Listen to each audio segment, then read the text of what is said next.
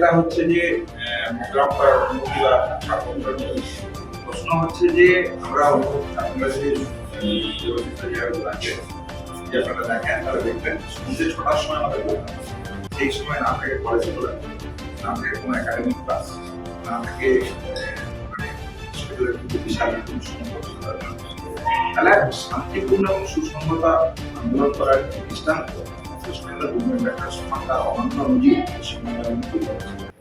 সেই ধারাকে অব্যাহত রেখে আমরা প্রোগ্রাম প্রিন্সিপাল থেকে শুরু করে থেকে শুরু করে হসপিটালের জানানো হয়েছে, তাও একটা অংশে এই কর্মসূচিতে অংশগ্রহণ করবেন। পুলিশ থেকে শুরু করে শৃঙ্খলার দায়িত্বে যারা আছেন, সিআইএসএফ থেকে শুরু করে যারা সুরক্ষা কর্মী আছেন, তাদেরকেও জানানো হয়েছে। উপরন্তু পাশাপাশি শিক্ষক, শিক্ষিকা, ছাত্র ছাত্রী, স্বাস্থ্যকর্মী, হসপিটালের যত মানুষ আছে সবাই 9ই আগস্ট দিনটা আমার একটা দিন যে যন্ত্রণার মধ্যে দিয়ে জুনিয়র ডাক্তার সহসা পশ্চিমবাংলার সেই যন্ত্রণাটাকে অনুভব করা, সংগঠনটা সৌভাগ্য জায়গায় অনুভব করা, তাহলে সেই দিন স্বাভাবিকভাবে জুনিয়র ডাক্তার সবাই আসছে এই কর্মসূচি রয়েছে। তাহলে স্বাভাবিকভাবে এই কর্মসূচিকে নিয়ে আমার মনে হয় না কোনো রকমের কোনো ভুল বার্তা দেওয়া। কেউ যদি এই প্রশ্ন তুলে তাহলে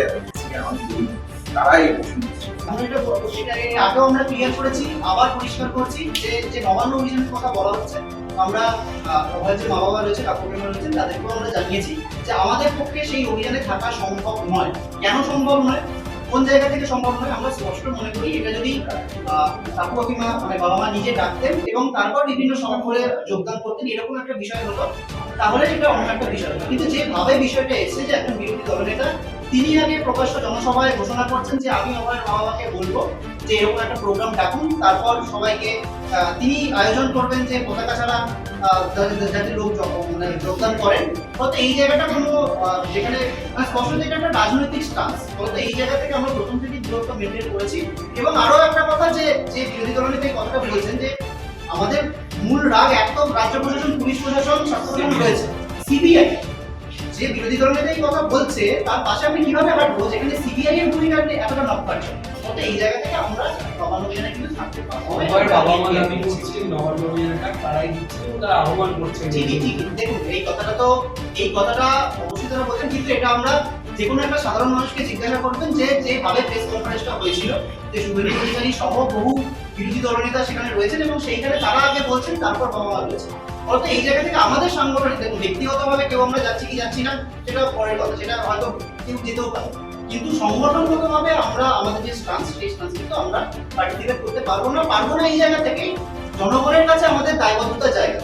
আমরা আমাদের ইমোশনের বসে আবেগের বসে চলে যাচ্ছি সেটা অন্য বিষয়, কিন্তু আমরা যেভাবে আন্দোলনটা করেছি সেই জায়গায় এইরকম একটা জায়গায় যদি আমরা যাই তাহলে আমাদের আন্দোলন কালিমালিপ্ত হবে বলে কালীঘাট চলেছে আবেদন, সেই জায়গা সেটা সিনিয়র ডাক্তার এবং যে অভয় মঞ্চ করে যে নাগরিক মঞ্চ রয়েছে তারা আমাদের বহুদিন আগে থেকেই ইনভিটেশন করেছেন, আবেদন করেছেন। এবং যেহেতু বহু এরকম প্রোগ্রাম হয়েছে যে সিনিয়র ডাক্তারদের সম্মতিতে আমরা থেকেছি, আমাদের সম্মতিতে তারা থেকেছেন, এটা ডিরেক্ট আমাদের প্রোগ্রাম নয়, আমরা খুব সদল করে পার্টিসিপেট করতে পারবো এরকমও হয়তো হতে পারবে না, কিন্তু আমরা প্রতিনিধি যেহেতু আমাদের কর্মসূচি রয়েছে সেটার সময়, কিন্তু আমরা অবশ্যই প্রতিনিধি দল সেখানে